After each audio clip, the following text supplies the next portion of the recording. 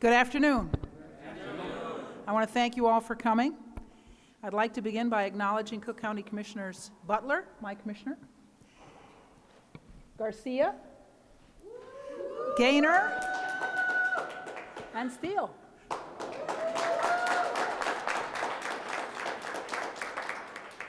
I'd also like to recognize other speakers on our program today. Father Larry Dowling of St. Agatha Catholic Church. And Darrius Lightfoot, Fearless Leading by the Youth.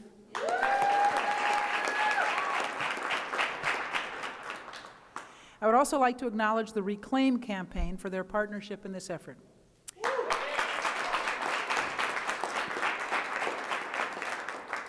We're here today to announce a significant investment of $500,000, $500,000, which will be used to fund restorative justice programs throughout Cook County in the coming year.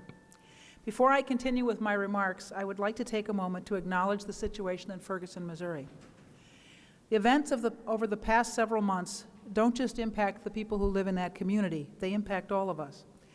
As a black woman, a mother, a grandmother, and an elected official who is responsible for public safety in Cook County, I'm deeply disturbed by the Michael Brown case. There are no easy solutions to the problems highlighted by this case. A broad range of reforms are needed throughout our nation's public safety system.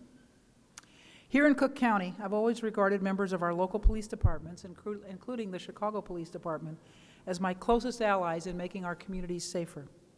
But we can't police our way out of these problems. Restorative justice, which we're here to discuss today, must be another part of the solution both nationally and locally. The goal of restorative justice is to use community-based strategies to repair harm, restore relationships, and create healing in situations of conflict. Restorative justice offers alternative solutions to disputes that might otherwise contribute to family upheaval, school expulsions, and other detrimental consequences, particularly in communities that are already struggling with violence. This new funding offers the opportunity to create important new collaborations with community and faith-based organizations which are using the restorative model to reduce violence in their communities. We've struggled for decades about how to reduce violence, especially in poor communities of color. In many neighborhoods, this violence continues even as populations decline. Conversely, as a result of our most recent recession, we're now seeing violence increase in once healthy neighborhoods where housing has been abandoned and many families have lost their incomes. To combat violence, we've treated everyone who lives in these communities as the enemy. We've criminalized conduct that passes unnoticed in wealthier communities. It's not just the casual use of illegal drugs that's treated differently. Ordinary foolishness on the part of teenagers earns a deeply different response. The sad fact is that people exposed to violence as children often resort to violence as adults. Since I took office almost 4 years ago, I've worked to reduce our dependence on costly, failed criminal justice practices. At the same time, we've restructured our grant programs to focus on violence prevention, recidivism reduction, and now restorative justice in our communities. Some of the successful programs we've already supported include trauma-informed counseling and aftercare for young victims and their families provided by the University of Chicago in partnership with La Rabida Children's Hospital. We've helped young people involved in the juvenile court receive legal representation and wraparound social services from Lawndale Christian Legal Center. We've funded new boys and girls clubs at Cook County Housing Authority developments in Fort Heights, Chicago Heights, and Robbins. In the coming year, we will add targeted restorative justice programs to this list. However, even with this new funding, it's important to recognize that a culture of restorative justice cannot flourish in a vacuum. We must reform the criminal justice system and reduce costs while ensuring every neighborhood is safer. We must continue to offer affordable care through our Cook County Health and Hospital system. For thousands of people, our county care program offers a way out of the criminal justice system and towards a healthy future by offering mental health and substance abuse services. And finally, we must increase our focus on economic development. During the 2 decades I served as alderman on the south side of Chicago, working to rebuild neighborhoods, I learned some important lessons. If we want to drive bad activity off a street corner, you need good activity. Good activity pushes out bad activity. Good activity means school, shopping, jobs, transportation, not just law enforcement. The absence of activity is always a disaster. I look forward to working with all the community organizations and individuals that are here today on those efforts and in the coming weeks and months. I'd now like to welcome our next speaker, Father Larry Dowling, the pastor of St. Agatha Catholic Church.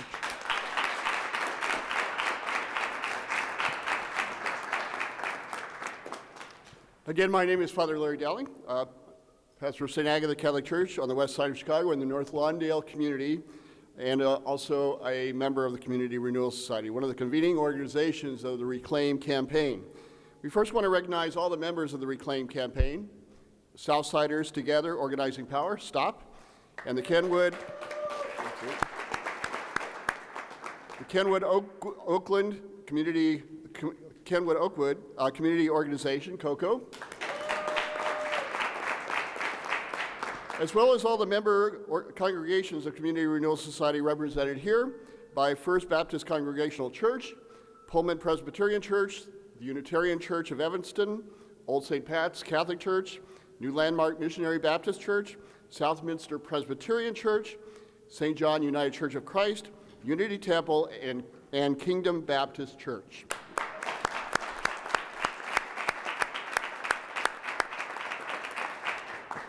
Last night and this morning in Ferguson, we saw the destructive effects of overly punitive policing strategies that fail our communities, destroy relationships, and fail to address violence and keep us safe.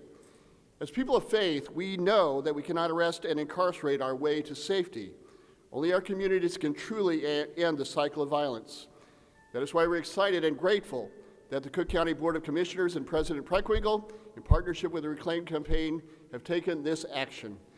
In our parish, we face some of the highest levels of violence in the city, but we have already seen in our community how when we bring people together in peace circles and provide support for young people in trouble, we can interrupt the cycle of violence, restore broken relationships, and rebuild our families and community. At our church, we hold regular peace circles with families, young people, men and women returning home from prison, people in conflict. We know firsthand how powerful and transformative this work can be. When local churches and organizations have the resources to put restorative strategies into action, we can transform people's lives, their behavior, and create new relationships and opportunity where there had only been conflict. We are beginning the work of building a true restorative justice peace hub where we can serve as an alternative to incarceration and where we can bring people in conflict together to address the issue as a community before it spirals into deadly violence. We've already been working to build partnerships with local schools and the Cook County court system. We know that this new support of the county, the hard work of the organizations that make up the Reclaim campaign, and the support of President Preckwinkle and the county board, our work and the work of so many other churches and community organizations and institutions that want to help heal our neighborhoods can be strengthened so that we can all live together in greater peace. I now want to introduce Darrius Lightfoot, the youth organizer for Fearless Leading by the Youth, FLY, to share his experience of the need for restorative justice. As Reverend said, my name is Darrius Lightfoot with the youth organization FLY, Fearless Leading by the Youth. Stop Southside Together, Organizing for Power, and also the Almighty Reclaim campaign. We are here today to recognize victory. We are here today to reclaim and reform the system that we have in place now. It isn't a mistake that the county invested $500,000 into restorative justice and programs dealing with restorative justice. They recognize that the current system that we have now is not working. I know we've been fighting this fight for a long time now, a very long time, and it's paying off. It's taken a while, but it's definitely paying off. FLY started up a campaign that goes by the name of the Adi Home campaign in 2007. 2007, we started up that campaign. In 2014, we're getting answers. 2014, we're getting results. 2014, we're making progress and making change.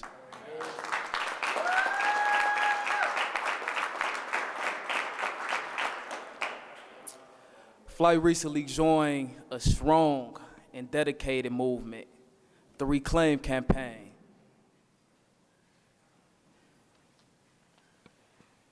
As far as the Adi Home campaign goes, we started that back when we were juveniles, young bucks, 15, 16.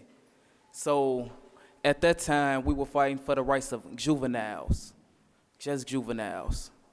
But as we got older, we recognized that this fight affects more than just juveniles. It affects people over the age of 18.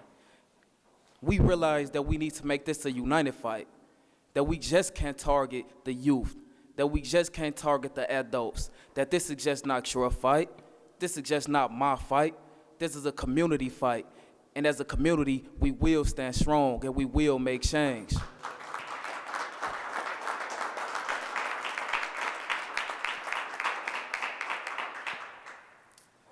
Restorative justice. It's been a term that's been slanged around a lot. It's been a term that people really don't know what that is. People really don't know what it does. People don't know anything about it.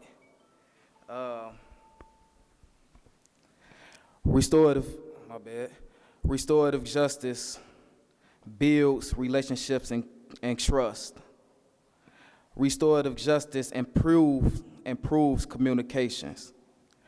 Restorative justice resolves conflicts. Restorative justice addresses the root cause. Restorative justice works on public safety. And it promotes healing and human rights. My name is Darrius Lightfoot. And I was in a juvenile justice system. I was locked up at the age of 14 for a nonviolent crime. And I can honestly say, if we had the programs out here that I see now, that I fight for now, I would have had a way better chance. A way better chance of staying out the way. A way better chance of being in some kind of program that has mentorship, that has job training, that could guide me, that could mold me into the man that I am right now, standing in front of you speaking about restorative justice. And I got the help eventually, right? It took a while. Just like it took a while to get this $500,000. I don't think it's enough, though. I know it's not enough. But I know once we prove that this works, once we prove that restorative justice will change lives and save lives, we will have more invested.